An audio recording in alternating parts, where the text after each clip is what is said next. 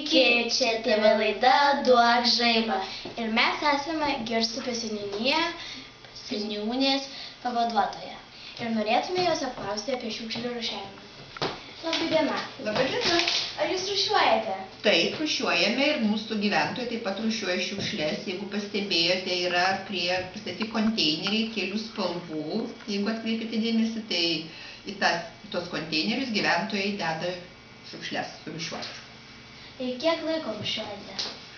Na, aš asmeniškai tai rūšiuoju nuo konteinerių pastatymo, o gyventojai lygiai taip pat, kaip tik pastatė, tai tie konteineriai stovi apie 2 metus ir gyventojai bent jau stengiasi jas tas šiukšles rūšiuoti. O kodėl rūšiuojate?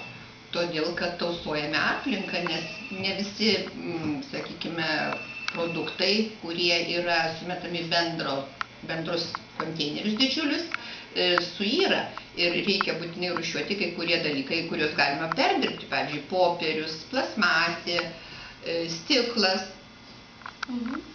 O ar skatinat kitus rūšiuoti?